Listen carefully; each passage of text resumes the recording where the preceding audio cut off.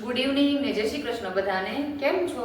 અને આજે છે ને ઘણા દિવસ પછી આપણે વ્લોગ બનાવ્યો છે અને આજે છે ને ફૂલ એક રેસીપીનો આપણે વ્લોગ શૂટ કરવાનો છે. સવારથી છે ને આપણે કાંઈ વ્લોગ શૂટ નથી કર્યો કેમ કે આજે છે ને એક અલગ કંઈક ટ્રાય રેસીપી કરવાની હતી, તો મેં તમને પણ બધા હારે શેર કરી દઉં.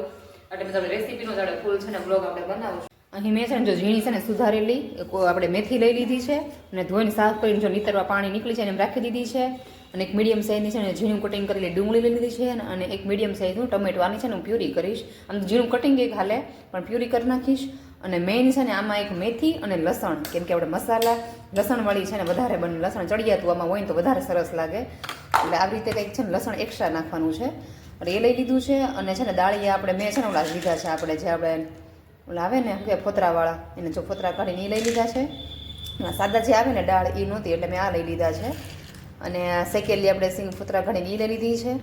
અને 1 થી 2 ચમચી જેટલા જરૂર પડશે એટલે આપણે તલ લઈ લેવાના છે. અત્યારે છે ને એક કડાઈમાં મેં છે ને ચમચા આમ તો 2 મોટા મોટા ચમચા જેટલું તેલ લઈ લીધું છે. અને એમાં 6 થી 7 આમ તો 10 જેટલી છે ને આપણે કઢી લઈ લીધી છે. અને કરીને બ્રાઉન થાય ને ત્યાં સુધી તળવાની છે.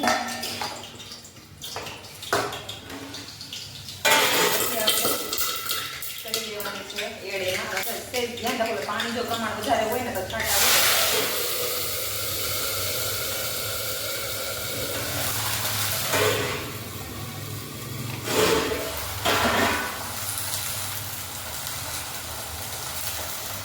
પાણી જો નીકળી જાય ને તો થોડું સારું નહીં, કેમ છાંટા આપણે જાય.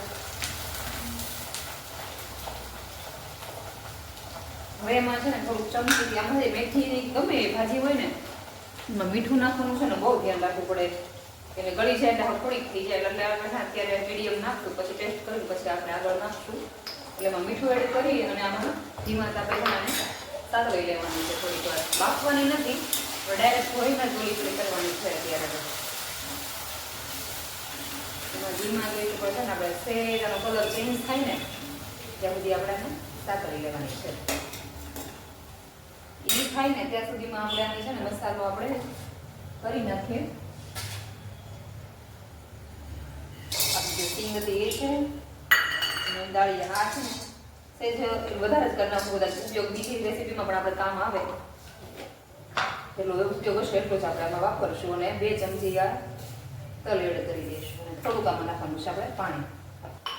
એમાં જો થોડુંક આપણે પાણી કરી દીધું છે એડ. અને આને પણ સાઈડમાં છે ને આપણે હલાવતા લેવાનું છે. હવે આપણે મિક્સરમાં વાટી લેવાનું છે.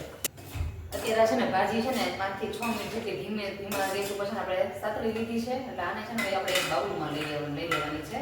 કે આમાં જ આપણે ગ્રેવીનો છે ને વઘાર કરવાનો છે. નાનું આ તેલ આપણે ઉપયોગમાં આવી જાય ને એટલે તેલ છે ને આમાં રહી તો વાંધો નહીં કે ભાજી આપણે ઓલરેડી આમાં આપણે એડ તો કરવાની જ છે. એટલે તો છે ને ભાજી કાઢી લઈએ. અને અત્યારે છે ને જો ઝીણું છે ને ચોપિંગ આપણે સાવ ઝીણું ચોપ કરી લેવાનું છે. આપણે લસણ અને ટમેટાની મેં ગ્રેવી કરી છે. તમે ઝીણું કટિંગ કરી નાખો ને તોય હાલે. પણ આમાં શું છે એકદમ મસ્ત ગ્રેવી થાય, એકદમ સરસ. ટેસ્ટમાં પણ આનું આખું ન મોઢામાં આવે એટલે સારું લાગે છે. એટલે તો આપણે થઈ ગયું છે. અત્યારે છે વઘાર માટે પહેલાં તમે જીરું નાખી દીધું છે. અને જીરું જે છે ને તમારે લસણ નાખી દેવાનું છે પહેલાં તો. પછી નાખી દેવાની છે આપણે હિંગ.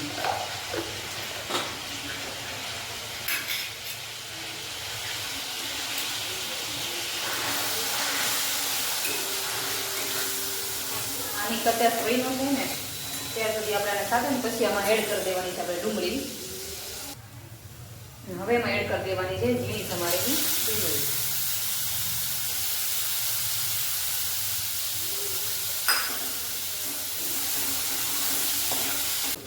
ડુંગળી સતળાઈ ગઈ છે ને હવે એમાં આપણે એડ કરી દેવાની છે ટમેટાની પ્યુરી.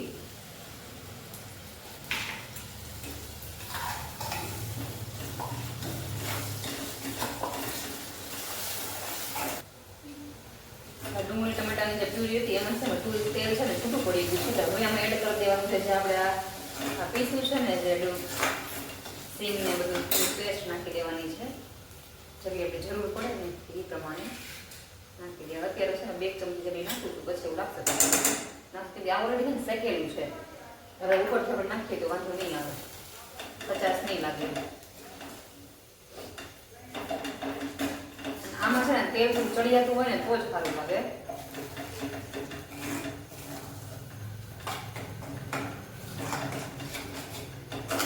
તેલ એવું લાગશે ને જરૂર લાગશે તો ઉપરથી પણ નાખશું આપણે.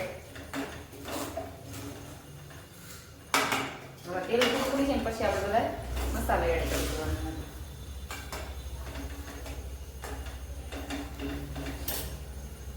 થોડુંક નાખવું પડશે એવું લાગે છે તેલ.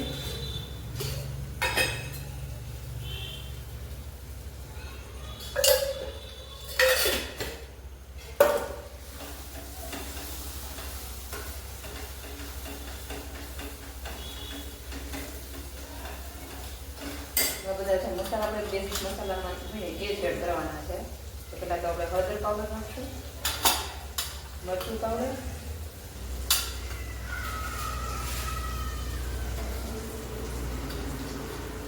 ધાણા જીરું પાવડર. મારે એ વખતે ગરમ મસાલો થયો એટલે હું છે ને પાવભાજીનો મસાલો એડ કરું છું. તમારા પાસે ગરમ મસાલો હોય તો એ પણ તમે નાખી શકો. મસાલા બળીનું છે ને એના માટે સહેજ આપણે થોડું તેલ નાખશું. તેલ સોરી હું પાણી નાખશું 1 થી 2 ચમચી જેટલું.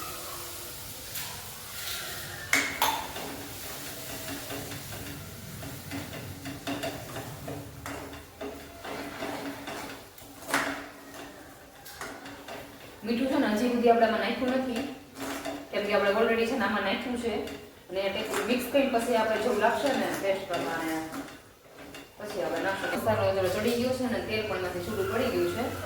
હવે એમાં છે ને ભાજી જે કાઢી હતી ને તળી એમાં એડ કરી દેવાની છે. એમાં છે ને થોડું પાણી નાખવું પડશે કેમ કે તળી પછી બેસી જાય એટલે ઘડી બધું બંધ.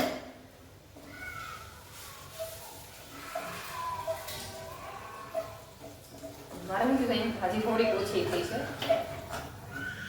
આ મસાલો આપણે ગમે એ મસાલો હોય ને ભરેલા રીંગણા છે કે બધામાં અલગ ગલકા ભરેલા છે, બટેટામાં ભરેલામાં હોય એટલે એમાં પણ આ બટેટાનો મસાલો ચાલે.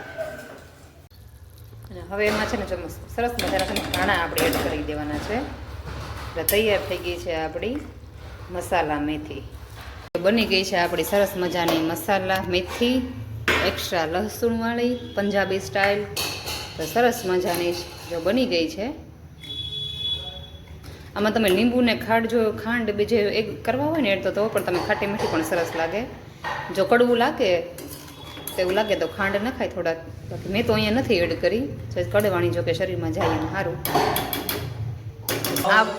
આપણે છે ને મેશવાન પપ્પાને જ પૂછી લઈએ કે આપણે આજે પહેલી વાર જે ટ્રાય કરી છે મસાલા મેથી એ કેવી બની છે. એ ચાખીને ટેસ્ટ કરીને કહેતો સાહેબ કેવી બની છે. અને મેશવાના છે ને અમારે શાક રોટલી આજ બંધ રહે, ભૂંગળા ખાઈને પેટ ભરવાનું છે. કેવી બની છે સાહેબ? સરસ. એવું છે? લીંબુ નાખવું પડે એમ છે? એવું છે? ખાટી તીખા સોરી શું કહેવાય કડવી લાગે છે? કડવી નથી બની એમ તો મેં ટેસ્ટ કર્યો હતો. એકદમ મસ્ત. તો સારું. આમ તો લીંબુ ન નાખો તો સારું કે ભાઈ છાસ તો છે જ હારે. તને કીધું તે પ્રમાણે જ બનાવી. રીલ જોઈને બનાવીશ. સારું ચાલો તો જમી લઈએ પહેલા તો બધા.